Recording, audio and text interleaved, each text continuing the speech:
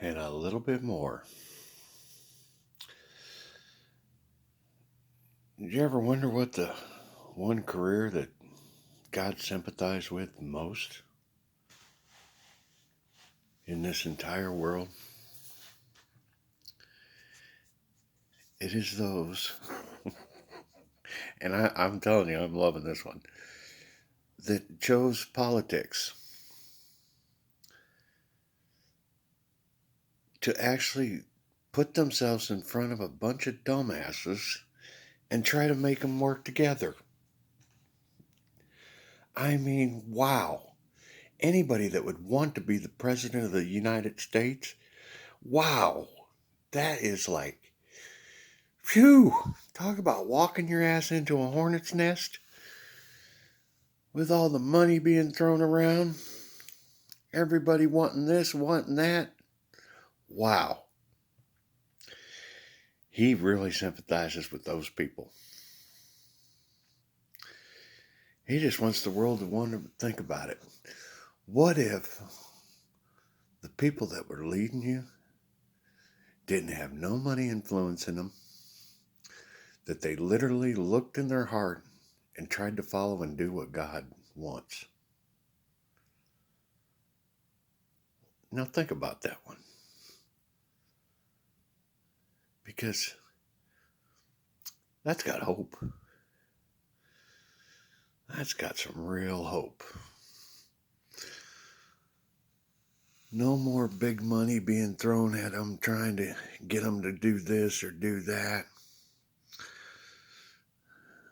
No more having to dig up campaign funds.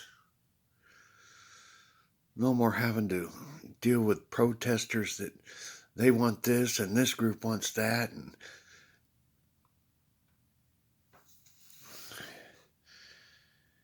yeah, of all the people that he sympathizes with the most is the ones that really genuinely try to lead the people and sign up to take an office.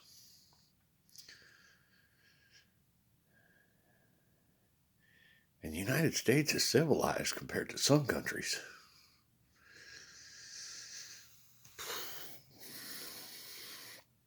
It is downright brutal. And so that is why we're going to fix all this. And we're going to make sure that the right people start off. And then from then on, God will make sure that the right people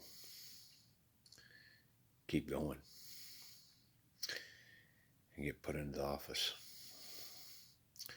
behind the ones that leave.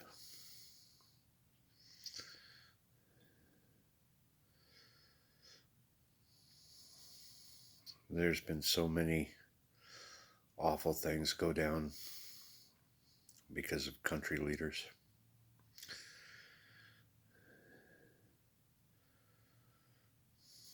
And yes, many of them are guilty as sin.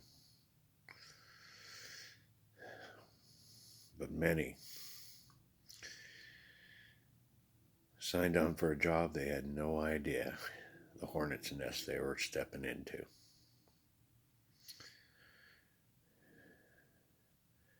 And they spend their entire political career trying not to get their ass in a fire.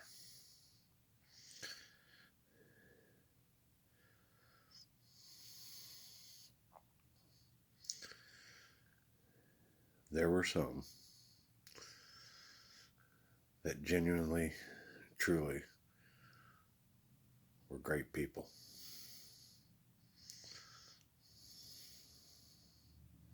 One of my heroes, Abe Lincoln.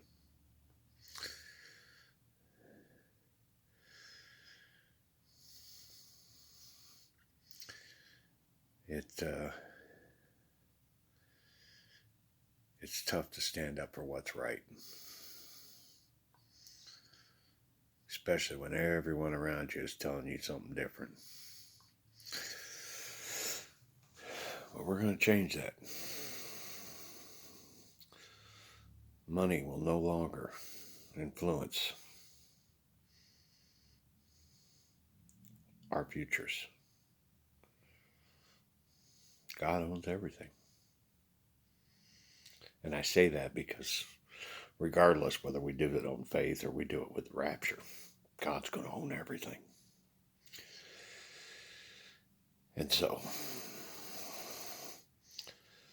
there's no reason to worry about that part.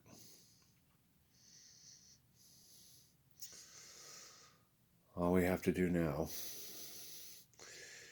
is get the entire planet in touch with their heart. When maybe a quarter of it actually feels it,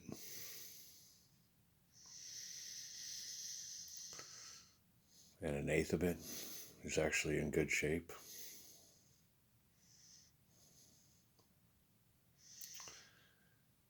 yeah,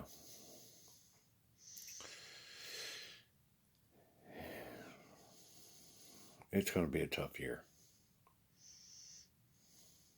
after Christmas. No matter how you slice it and dice it, every person on this planet is going to realize the truth. And they're going to look in their own path, and some are going to feel a little shitty about choices they made, knowing God was watching and recording.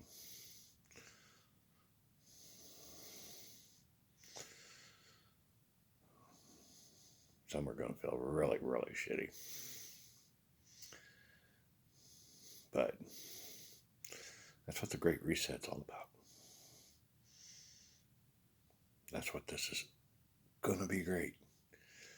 And that is what I've got to make sure that everyone knows. Forget it. It's done. If you survive the rapture, God's cleaned your slate. Nobody will be held accountable for what they did before Christmas Eve. That doesn't mean go out and get crazy right now. Okay, by the way. All right. All you privy to this information. Yeah. It don't work like that.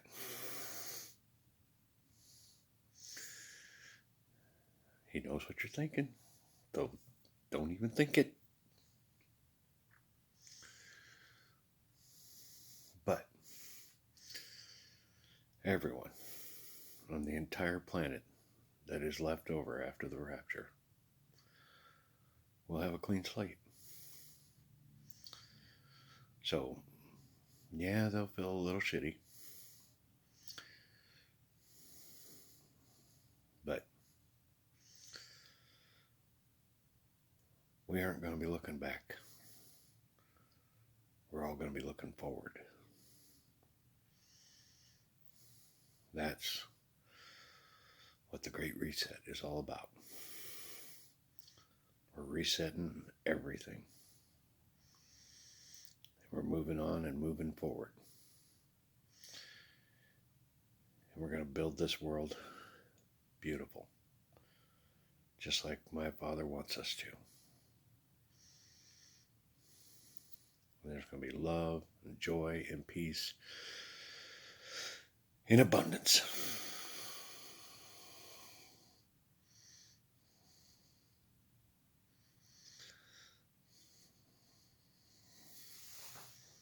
With or without the rapture.